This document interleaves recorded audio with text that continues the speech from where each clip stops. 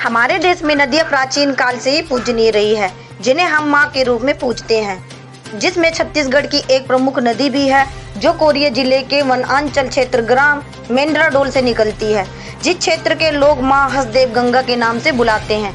इसी माँ हसदेव गंगा की महिमा का गुणगान श्री सत्यनारायण शर्मा जी ने किया है। श्री सत्यनारायण शर्मा जी से खास बातचीत की हमारे संवाददाता गोपाल रैकबार ने।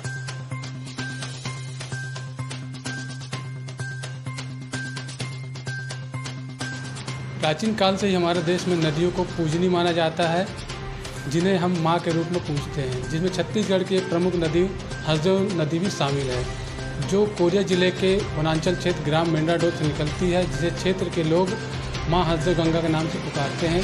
इसी माँ हसदेव गंगा की नदी की महिमा का गुणगान श्री सत्यनारायण शर्मा जी ने अपने शब्दों में किया है। हमारे साथ मौजूद है श्री सत्यनारायण शर्मा जी। आइए हम उनसे बात करते हैं।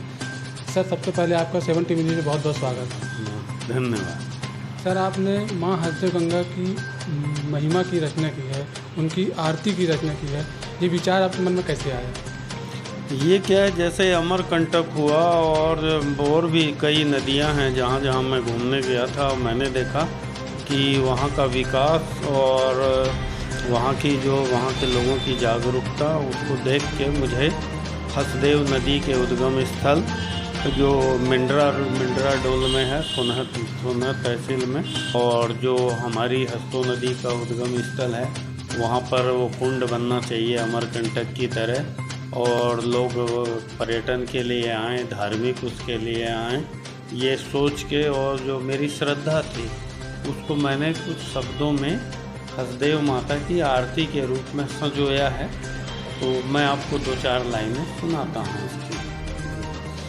ओम जय हसदेव माता, मैया जय हसदेव माता, मेंद्राडोल से हुई अवतरित तेरी जलधारा, अमृत पावन है मन भावन निर्मल रस धारा, तेरा जल है एक औषधि पीता जग सारा। बहुत ही सुंदर आपने आरती की रचना की है, लेकिन कई बार देखा जाता है कि लोग जो है नदियों को दूषित कर देते हैं और वही जल जो है बाद में लोगों के घरों में आता है। तो नदी को प्रदूषित ना करें, इसके लिए लोगों से आप क्या करना चाहेंगे?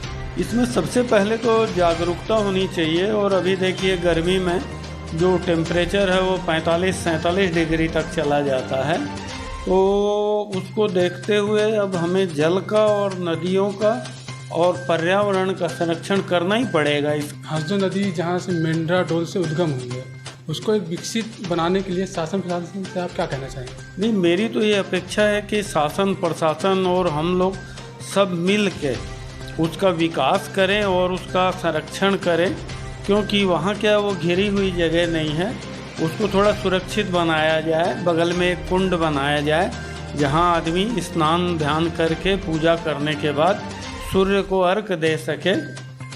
तो आपने सुना श्री सत्यनारायण शर्मा जी को, जिन्होंने माँ हसदेव गंगा नदी की आरती की रचना की है।